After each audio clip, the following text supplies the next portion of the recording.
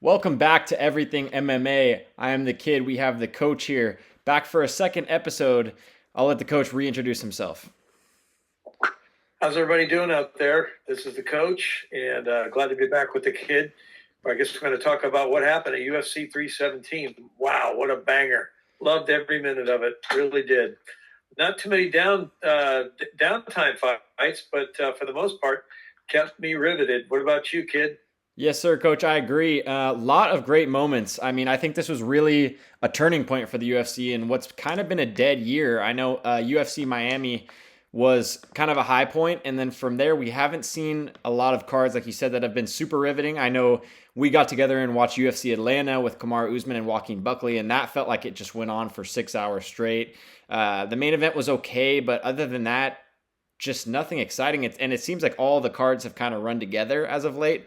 And this card piqued my interest as a fan, both prior from a name standpoint and the event. I thought it over delivered. Bunch of great finishes, some exciting fights. We'll take you through those individually, but as far as the event goes from a fan standpoint, I can like to consider myself a hardcore fan. I thought it over delivered. I tend to agree. And as we talked about last a couple of days ago, I think the only really dead spot, and it wasn't even that dead, was the two old fellas fighting. And I was kind of surprised the way that went. And we'll get to that. I agree. We will get into that, of course, referencing the Benil Dariush and Renato Moicano fight. But let's get right into it, Coach. I think we're both in agreement. This is one of our favorite cards of the year. Topuria blew the roof off the place. We'll get into that in a little bit. But before we get into the main card, let's get a little bit into some of the earlier fights. I know we saw a couple of fan favorites with Terrence McKinney getting the submission. He's one of those boomer bust guys where he has a great first round, and if you can weather that storm in the first round, usually you have opportunities to beat him. Unfortunately, Borshev could not weather that storm. I know we didn't do any predictions on camera for these prelim fights, but I feel like we did pretty good. The Alvin Hines fight I thought was really great to open up the card. Usually when a heavyweight fight goes to a decision, you'll see a rather boring, not necessarily a slugfest, but I really enjoyed this fight, as I did with the Jacoby Smith and Nico Price fight. Last three, I thought were pretty riveting as well. Got the card moving. Whenever there's an early finish, it really sets the tone for the main card. And you saw two with Terrence McKinney and the Jose Miguel Delgado fight. What did you think about the prelims, Coach? I know we weren't diving into that on video, but I thought these were a great way to set the tone for a main card. Well, I'm usually doing things around the house when the preliminaries are on, and it just kind of a warm up for the main events. But actually, I most of the time I enjoy the preliminaries because it's kind of like watching college sports where these guys are trying to get to the next level. So they're really putting out, and they want to show that they're ready for the spotlight. So they're always pretty fun, I agree. and I think they delivered this time for sure. I agree. Whenever you get a McGregor card or a John Jones card where the UFC knows there's going to be a lot of eyes on that specific card due to the main event or the main card, you always get kind of a stacked prelims with a lot of prospects because the UFC wants eyes on these guys so they can build their careers later. And they want those highlight reels, like you see with the Jacoby Smith. You throw him a Nico Price because you want him to beat him in a big spot because the UFC knows people are going to be tuning in. It's free on ESPN Plus. People are going to want to watch the Topuria versus Oliveira fight. Why not throw prospects on? Like you saw with the McGregor versus Poirier 3. You would see Sean O'Malley. He was fighting Chris Moutinho, and that's a showcase fight. Similar to the Jacoby Smith fight here, you also see Jose Miguel Delgado, who finishes Hyder Emil in 26 seconds. Those are showcase fights for these guys. Terrence McKinney gets back in the win column. So I think overall the UFC won here. A lot of great prospects won, and I think this was a great way to prop up some of these newer guys, like you said. And if you're just kind of watching casually the preliminaries, I think a lot of times the big boys want to see how people react to these guys. Some guys get discovered here. It's audition night for a lot of them, Most and definitely. they this is a big deal for a lot of these young guys. I agree, and we do have a lot of fans that are newer into the sport. That's my goal, at least for this show, is not necessarily preaching to the hardcore fans, but also getting newer MMA fans into the sport. If we can turn, one of our buddies onto MMA and they start watching this card, and this was the card they happened to watch because this was our first video together, they're hooked on MMA instantly. And these prelims are where you find your new favorite fighter. It's kind of like you said, watching college sports or watching the minor leagues. You find a guy that you can follow from the early portions of their career, and that's how you build a connection with that fighter. Well, that's true, and that reminds me, you folks, we really appreciate the support that we got from the last video. We were actually kind of surprised how many people tuned in, and we hope that you'll tell your friends also, the coach and the kid. Most definitely. Most definitely. We're going to get right into it. We're not going to start on the main card. We want to start with one of the scariest finishes I've seen in the last little bit. And to piggyback off of what the coach said, we really do appreciate it. We aren't begging for likes or subscriptions or comments, but if you do enjoy the videos, tell your friend about it, tell a family member about it. Just give it a chance and watch. Just like we want you to give MMA a chance and watch. We think you'll really enjoy it. And if you do, tell a buddy. Make a comment. For sure, for sure. And let us know what you want to see next because we're always open to ideas. Moving on, let's get to this one, Coach. I know this was one of the scariest finishes of the year. We're going to start with the featured fight on the prelims, Gregory RoboCop Rodriguez versus Jack Hermansson. This was a scary one. You know it's a bad finish when the UFC broadcast mentions it multiple times that the fighter is in stable condition throughout the broadcast. And that's what happened. We had Megan O'Leary. Yeah, Megan O'Leary mentioning 2 or 3 times that Jack Hermansson is okay. He walked out of the hospital under his own power. And this was a scary one. I thought Jack Hermansson was doing really good work from the outside with leg kicks. RoboCop has a tendency to slow down in the later rounds, and we saw Jack Hermansson in his last fight against Joe Pyfer do that exact thing. He dropped the first 2 rounds, and then later in the fight picked up the next 3, kind of used that veteran savvy. We didn't get to the later rounds here. Gregory Rodriguez brutally finished him. I know Herb Dean is getting a lot of flack from this fight. We discussed it a little bit, Coach. I'll let you get into it, but that's a tough one because say Hermansson wakes up on his way down and shoots a double leg or gets back on a leg and you stop it. I mean, I can't fault Herb Dean too much. It's just scary in the moment when that was a full-fledged hammer fist that he ate, already knocked out, and he didn't get up for a solid 5 minutes. And the UFC camera work, while it was incredible, it was also a little bit flawed in a sense that you're showing a dude. It looked like a murder on live TV, Coach, and I'll let you get into that. Well, actually, when I watched it, and the first time I saw RoboCop, I thought this guy is pretty scary looking. He's a big, old, strong dude, know, and he really does look like a RoboCop. He's looks like a bodybuilder that's gone berserk. Yeah. And actually, first time I saw him, he looked good. In fact, he came out guns blazing, and then he just kind of fell apart.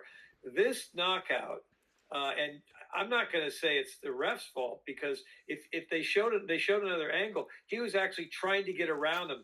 And I'll tell you something: when a guy is pounding somebody, and he's that big, it's not that easy to grab him and say, "Hey, hold on," especially when he's in the moment. You know, that's a crazy knockout. And boy, I'll tell you, like you said, how do you stop a guy how many times have you seen a guy get up and finish the fight? We saw it last week, as a matter of fact. 100%. Yeah, it was a close first round. To me, I picked Rodriguez, and it almost looked like Hermansson was kind of landing the more solid shots in the first round for my money. RoboCop is one of those guys where he doesn't set up a lot of shots. There's a lot of big winging hooks because he is such a powerful guy. And it looked like Hermansson was getting the better just tit for tat, throwing combinations, whereas RoboCop was throwing that big 2, the big right overhand, and landing off of Jack's shoulders and arms. And then when you see what happens when he lands the big one, and that was a scary outcome. I'm glad Hermansson is okay. He's getting up there in age. I don't know if you take fights with killers like this anymore. I think maybe you start looking towards the, Gunnar Nelsons of the world and people that they're not going to, where he can have a grappling match. I mean, I think this is just scary if he comes back. I think it may be time to hang it up for Hermansson. You should start looking for a job at Costco or something, because if he's even capable, this was a bad knockout. I agree. This is one that makes you reevaluate your position, not only in the division, but your career as an MMA fighter. It might be time to open up a gym. Yeah. Yep. For sure. Moving on, let's get into the main card. And not to prop ourselves up too much here, but this was 1-0 for the coach and the kid. underdog pick for you guys. Obviously, there's never any financial advice, and we do not condone any betting, but we did put out there a plus 155 ticket for you guys. This was a big underdog in Peyton Talbot, and we hit it almost spot on, coach. We said there was going to be some improvements in the grappling. That's where we hoped he improved. We saw him get taken down repeatedly and getting held down by Raoni Barcelos. While he did get taken down by Felipe Lima, Peyton Talbot had some of the most beautiful sweeps and reversals I've seen. In the first round, he was getting lit up. Not a lot of head movement. I was watching with my girlfriend. Even she said Peyton Talbot isn't moving his head at all. You know, that scared me. Lima was throwing big, wild hooks and overhands. Peyton wasn't moving his head. What I thought changed the fight, Lima was in deep on a takedown and Peyton reversed it. And I thought that completely changed the momentum of the fight because Peyton, it almost looked to me that Peyton thought to himself, okay, I'm the bigger guy. I can not only reverse his takedowns, but get takedowns of my own. And I think that confidence totally switched the fight. Coach, I'm going to let you break it down a little bit, but I think this was a beautiful performance from Talbot. Excuse me. Well, Talbot already knew he could. I think sometimes these guys, when they're doing their research on who they're fighting, they start thinking, "Well, this he's strong. He's a fighter. He's a boxer, whatever. I'm going to go toe to toe with him." Yeah. And they get too excited because they're young. And I think the thing that I learned from watching, and Talbot kept saying he really took that loss to heart. And when you take something to heart, they say, and I know this from coaching, you learn more from your losses than your victories. Yeah. He left and he was devastated, and he realized this last fight, he got laid on. This guy just laid on. And what I saw from him, he already knew he could strike. Now he knows how to, not the grappling so much, but the escape. He knows how to escape grapplers, and that's huge. When you can escape, but also you know how to knock a guy out. I mean, what a great thing that was. It was a beautiful fight for him. And he looks like he's ready to go to the next level, I think. I agree. This was a major prove it fight. The UFC put him in a spot where this, to me, Felipe Lima is a tougher opponent than Raoni Barcelos. They gave him a step up after a loss where For sure. he can either trend down off of 2 losses and face getting cut with a third in a row, or he can trend back up towards that top 15. And I thought this was one of the most beautiful mixed martial arts performances of the card, where you saw him strike. He's known for his striking, but the reversals and the sweeps, staying on top in the third round to ice the fight. I thought he had never looked better, and I think this is what he needed. His balance looked really Oh, good. yeah. There was a spot in the second round where Felipe Lima had him fully tree-topped, leg in the air, and Peyton Talbot on one leg, balanced, got himself back to the fence and in a position where he could get back into the center of the cage. I thought it was a great performance. And we watch a lot of video of not only the fighters, because let's be honest, Talbot doesn't give you much in an interview, but his coaches will tell you that he's a very intelligent guy. Now, a lot of coaches don't say that about fighters, but sure. they say he wants to learn and he learns quick. And those are the guys that can really, compute things during a fight. That's huge. Yeah, I thought it was a beautiful performance. Obviously, when we make our picks and our breakdowns, they're educated guesses. And Peyton made us look great with this one. But his improvements and his overall game, it blew me away. Even better than what I thought. I mean, I thought he would get taken down and held down a little bit in this fight. But just a beautiful performance from Peyton. Right on. Let's move on up the card. You talked about this one a little bit earlier, Coach. I'll let you take the lead on this one. But Beneil Dariush versus Renato Moicano. This was probably the low point of the main card. Not a terrible fight. Two 36-year-old veterans. Pretty much how we thought it would play out. I know you were on the Moicano side. I was on the Dariush side. This is how I thought this fight was going to play out. But these guys look old, right, Coach. Kid. These guys looked old. Yeah. And kid, you were right because Moicano, I thought he would take him, but he was backing up. He looked like somebody told him that that Dariush went back in time 15 years. And I saw an interview with Dariush, and it was interesting because right after the fight, I saw an interview, and they said, "What did you learn from the fight?" He said, "I learned that I'm not as good as I used to be, and I need to work harder." And I thought that was pretty poignant for him to say that. And I think sometimes these guys get in here and they feel their age after they're done, and I think he did. Yeah. But Moicano, what a disappointment, man! Yeah. I And went with you Dariush. called that too. Yeah, I went with Dariush from a standpoint of, I've heard Dariush is in the gym training hard. And also, I watched Moicano's podcast not too far back. All the guys were talking about was, Moicano has this venture into crypto and he's writing a book, this, that, and the other. All that tells me is that he's not in the gym as frequently as he should be. And Right, Dariush is not a guy, while he is 36 and aging, he's still a top 15 lightweight in the world. This is an elite grappler, an elite striker. We saw his performance right. against Mateusz Gamrot. He looked incredible, and he's not so far off that performance. I mean, he's coming off a finished loss to Charles Oliveira and Arman Sarukian, two of the best guys in the division. That's the number one and the number two contender. So you can't put too much That's stock true. into those losses. I mean, he didn't look Yeah, good. He looked aged, but man, Moicano, the fight years will catch up to you. he looked horrible, He looked old and and he looked like slow, he and was and backing up all. yeah, and he didn't Yep. even take any damage in the Islam fight. And prior to that, he looked great against Benoit Saint Denis. So styles make fights, and I thought Dariush had the style to beat Moicano. I think he has great offensive grappling and also great defensive grappling. And I think Moicano relies on when you watch Moicano, he relies on breaking guys on the ground. And Dariush just isn't a guy that gets broken on the ground. He has some chin issues. We saw it get exposed against Arman. I mean, Charles is a guy that has huge power. Arman, he took a huge shot from Arman. I didn't put too much stock in that loss, and that's why I picked Dariush. I sometimes I think to myself, okay, they have these 125, 145, 155. Maybe they should have 20 to 30 years old, 30 to 40 years old. That's what it you looked like. I'm know? glad Moicano didn't get matched up against the young, hungry contender, because if he looked like that, he would have gotten Oh finished. my God. But yeah, moving on up the card, Yeah. let's go from kind of a lackluster fight, a 29-28 decision for Beneil Dariush on all three scorecards, to one of the best fights of the year. And this was our only prediction that we really got wrong. And even still, if you watch the video, I said this would be my fight of the night. And it didn't end up being fight of the night. It ended up being fight of the year for me, Coach. I'll let you get into it in a little bit. But I was pleasantly surprised at us getting this pick wrong, because Josh Van is one of our favorite fighters. And I think he made a name for himself tonight. I think this is the start of the Oh my God. 125-pound division becoming electric, because people are realizing, holy cow, this not only is exciting, but the skill on display is ridiculous. Josh Van Yeah. had one of the best performances of the year in the fight of the year for me. The counter striking and the boxing, I thought, was the best in the UFC that I've seen, other than maybe a Piotr Jan.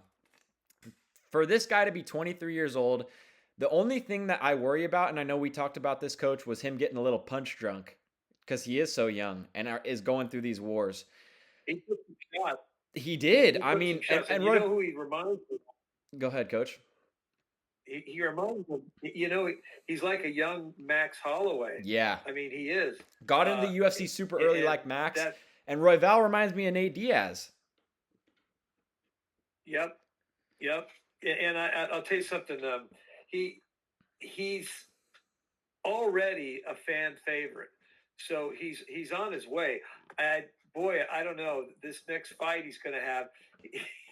He's going up against a champ, and Yeah, that's what you call skyrocketing. But my nickname for him is, I don't know if you know who John Claude Van Damme is. yeah. Okay, this is Josh Van Dam. I thought it was such a brilliant performance from Josh Van. I wasn't mad that our pick lost. I know we both went with Royval. If you watch the video back, I said a 29-28 decision for Royval.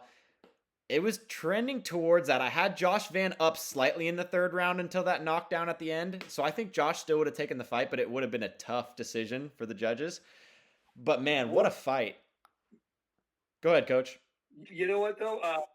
The thing we did say, and it did hold true, is that it's a 3 rounder. Yeah. So if he's going to fight, he's going to really go after him. And I remember we said it's a 3 rounder, so this could benefit him because he's going to be going balls to the wall, and he did. And I don't think Roy Val was ready for that. And The other thing we talked about is if you're going against a guy that's just going to throw leather all night, why don't you shoot on him? He didn't. I don't think went after him once. Yeah, What was that? the You thing know, I tried to go toe to toe. exactly. Because remember when they said he was disrespected? He was disrespected. So okay, I'm going to show him. I'm going to go toe to toe. He's messing with the wrong guy. I think Roy Val's skill set is more so in defensive grappling, like counter grappling. That's where his skill set really lies. I don't think he's super confident in his offensive grappling. Um, I agree with you. With a guy like Josh Van, at least show the threat of the takedown because that makes him drop his hands a little bit. Exactly. Josh Van has the high style. Whenever Roy Val would go in with the sloppy Yep. 1-2, he just quick hook over the top. It was beautiful from Josh Van. I think Roy Val, like you said, got caught up a little bit in that. Let's go. I want this fight of the night. I want this 50K bonus instead of maybe picking up his win bonus.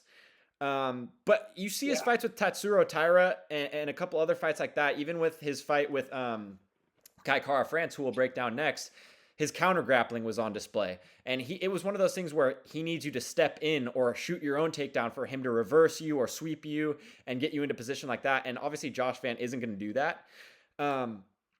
But I thought it was a brilliant performance from Josh Van. And while Brandon Royval may have gotten caught up in that war mentality and thrown the game plan out the window a little bit, I thought Josh Van's counter striking ability was on full display. And I think this kind of vaults him into a position where he wins that title against Pantoja, and he's a star, honestly. Well, let me tell you why I love this fight. I personally can't stand boxing anymore. Okay, I'm from the old school, the generation that watched Roberto Duran, Yeah. and I mean Tommy Hearns, and all the great ones. And if you get a chance, watch the Four Kings. It's a documentary. That's when fighting was great. And this took me back to that time. These guys, it was a slugfest. Oh, yeah. And that's the way boxing used to be. It's not like that now. I mean, when you watch MMA and then you watch boxing, they look like when you see kids in a pillow fight. Yeah. They got these giant gloves. It's just, and they're hugging each other most of the time.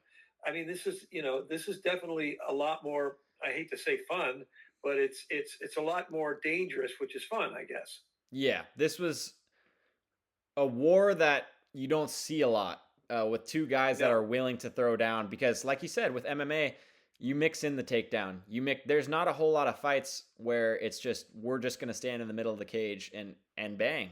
And that's what this was. Yeah. I thought both guys were super game. I don't think Roy Val loses any stock. I think the only thing that happens here is Josh Van gains a whole bunch of stock, and it was a beautiful performance. I think that's all you can do there is really vault Josh Van into now you have a contender for Pantoja. If Roy Val wins that, they've already fought before.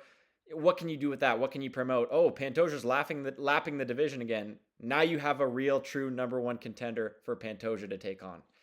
And speaking of Pantoja, and we'll talk about that when that time comes. Yeah, let's get right into that. Let's talk about the king, man. Pantoja really putting himself into a conversation of being the greatest 125-pounder of all time.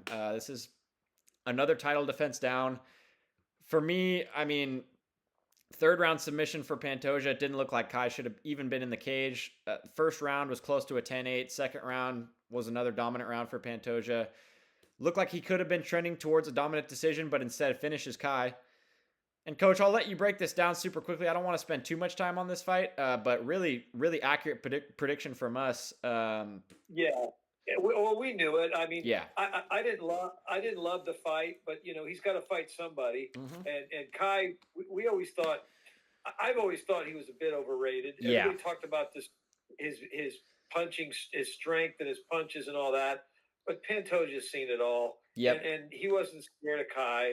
No. Kai looked small and scrappy, but Pantoja just looks like a lion. Yeah. It was like a lion in a cub. That's how I felt. And I saw that a mile away. The thing is with Kai, the best insight I can give you about Kai Kara France is he struggles fighting backwards. When you see a guy like Josh Van, he fights beautifully backwards and forwards because he has that counter-striking style. But you watch any of Kai Kara France's fights, he excels when he's going forward, and he is hesitant when he goes back, And Pantoja is a guy that will put you on your back foot from the jump. He'll look tired, but you saw it at the start of round 3. It was a complete blitz, almost like a Dricus Duplessis style blitz, straight through Yeah, the cage, yeah. right at Kai, especially when he felt his power for the first time. Once you feel that power and you kind of can disrespect it a little bit, it was over. And Kai doesn't. It was a terrible stylistic matchup for Kai. He doesn't fight well going backwards, and Pantoja is a guy who's going to put you on your back foot. Another dominant win And for the champion, a third round submission.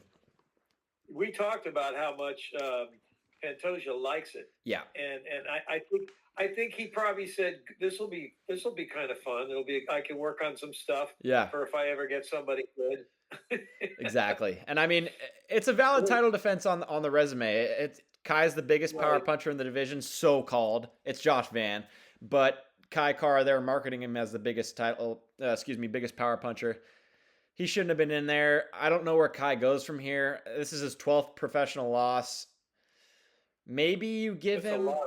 Yeah, I That's a don't lot of know. love. I don't know where you go from here. Maybe you give him Asakura if he wins. That could be a good fight. Um, That's an interesting matchup. That's a good call. but Pantoja, that's why I'm so glad Josh Van won. It's a new contender for Pantoja because Yeah. at this point Oh, you gotta send him up to 35 and fight Marab. And is he really interested in that? I'm not sure. yeah. He might be because that's what Ilya did. He got. I think these guys sometimes go. I don't see anybody, and I what am agree. I going to do? Just fight the next 5 guys, Yeah, and that's why UFC was kind of getting boring. agreed. That is a perfect segue into our next fight, the main event of UFC 317, Ilia Topuria versus Charles Oliveira. And Coach, I'll let you take the lead on this one. Both of our predictions were correct, although not in the right round. It happened a little earlier than we thought it was going to. But Coach, break it down for me. Well, it didn't happen any earlier than Ilya thought it would because he said the first round. He's basically the modern day Muhammad Ali. That's what Muhammad Ali used to do. He used to make a poem and say, "This is the round I'm going to beat the guy, sleep him." And he stayed pretty true to his word. He Elias, like Muhammad Ali, he's a genius and he's ahead of his time, and he's a generational fighter. He really is, and I love everything about him. And we said that in the last video, and I just feel like he could go up and up and up, and he's actually, a lot of people are saying this. He's saving the UFC because it was, frankly, for me too, getting a little boring. Wouldn't you say, kid? I agree. This is a guy that's starting to transcend the sport where people that I know don't even really watch MMA. Buddies are texting me about Ilia Topuria. People around where I'm at, Santa Barbara, I just hear them talking about the main event and Ilia Topuria in specific.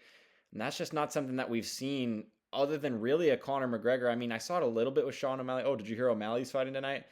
But as far as this magnitude of non MMA fans realizing how good this guy is, this is something that's really going to start to transcend the sport, like I said, but revolutionize it and turn it into something where you're getting new waves of casual fans and people just starting to get into the sport. And I think that's really important. The UFC was in kind of a dead era.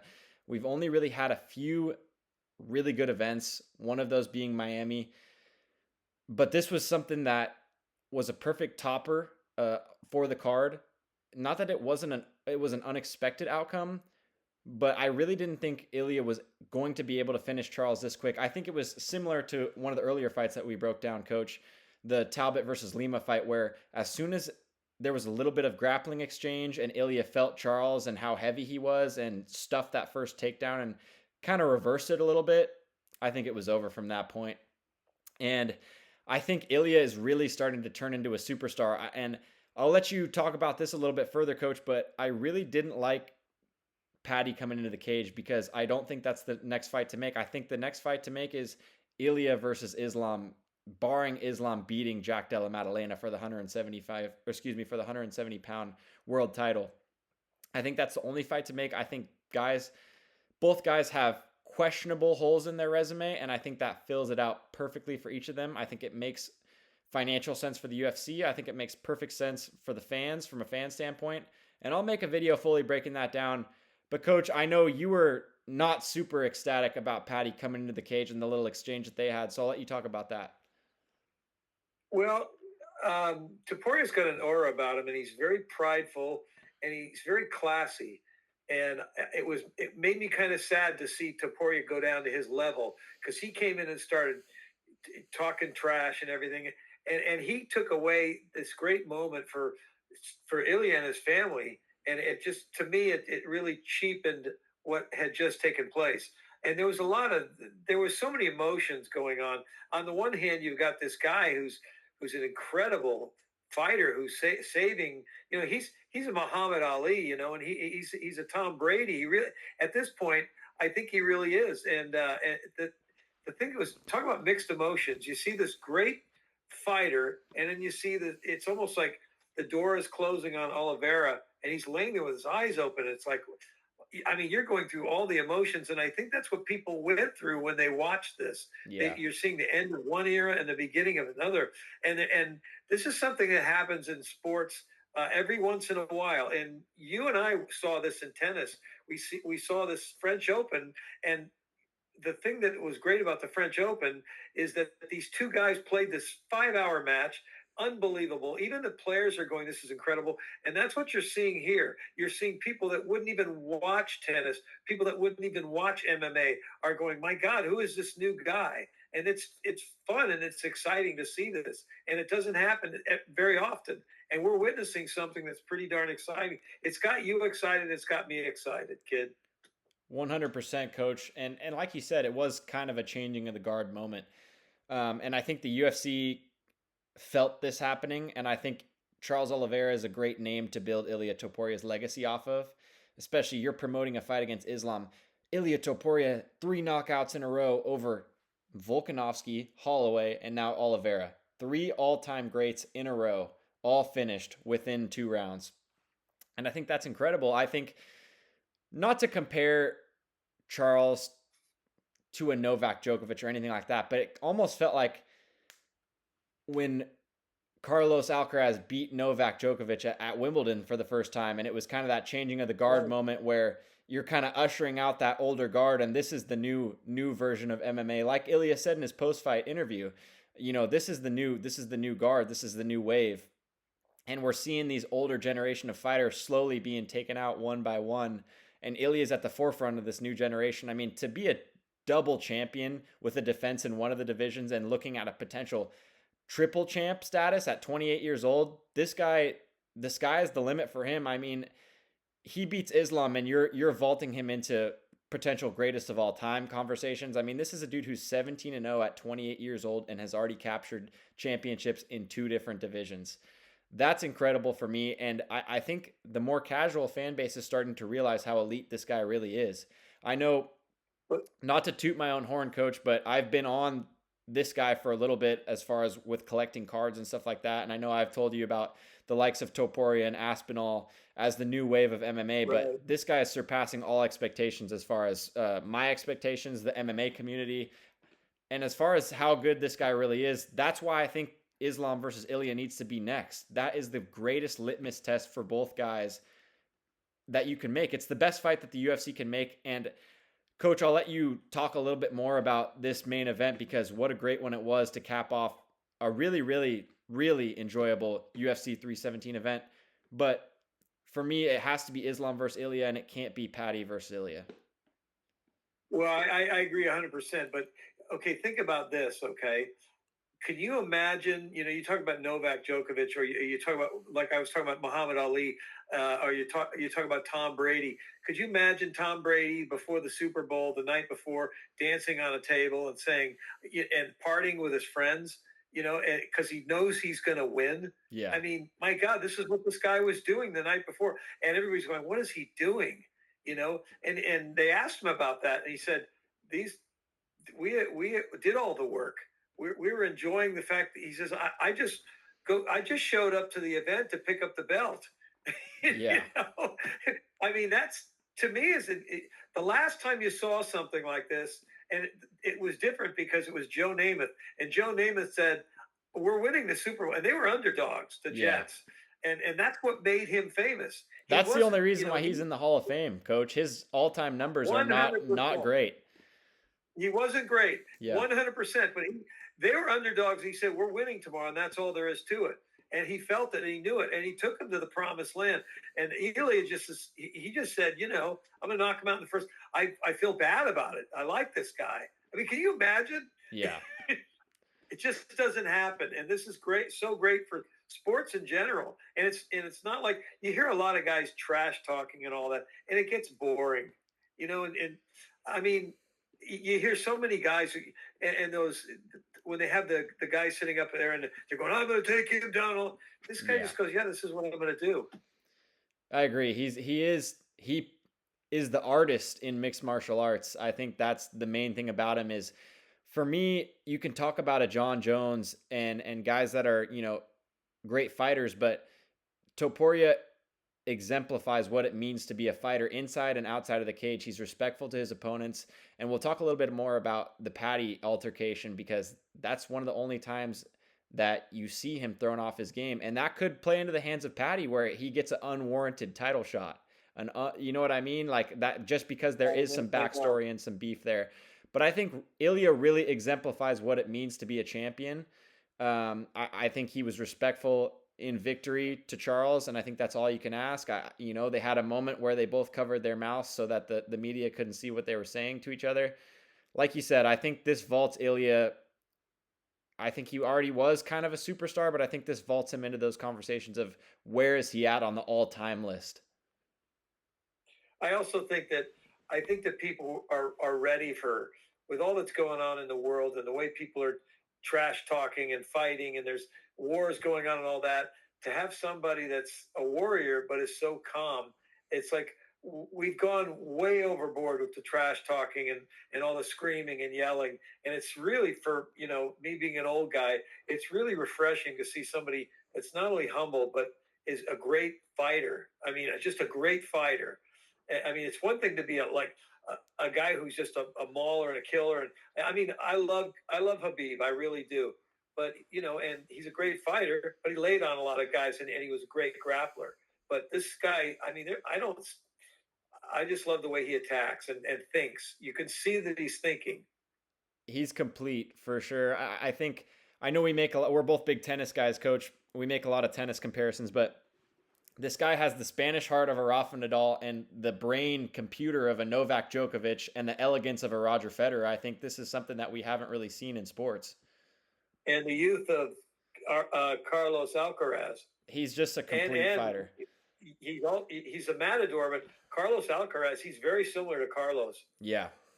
He's kind of a Carlos and Novak combined, where Carlos, not to make this into a tennis podcast, but Carlos is lacking that, he has the computer brain, but he almost gets bored at times. And you just see Ilya go in there to finish the job. It's almost as if, we made a reference to a couple of movies last week in our predictions videos, but it's almost like he is the equalizer and he knows what he has to do when he gets that contract. He signs that contract. Like you said, we talked about earlier, he studies the guy, he studies almost his next hit. And he's already done so much background on these guys. He knows how these guys tick. He practically looks at his watch and then does the job, right? Yeah, 13 seconds. One round. I'll set my watch to one round and then it'll be over. Exactly. And I think that's the beauty of it, is that he's said what he's going to do and he's done it, and it's bringing MMA back into the mainstream. And that's something we haven't seen since Conor McGregor, which I think is great for the sport. Hey, what did Conor say actually after he? I saw a little bit on Conor. You know how he is. He's gonna say he's gonna do his thing, and he's gonna delete his tweet. But I saw something along the line, Ilya, congrats on winning me old titles, yeah. And that's what he had to say about that. Obviously, it was a great lightweight bout, and I saw Paddy. He'd probably rinse the hell out of Paddy. So you know what I mean. Paddy's a great fighter, but I don't think he has anything for Ilya.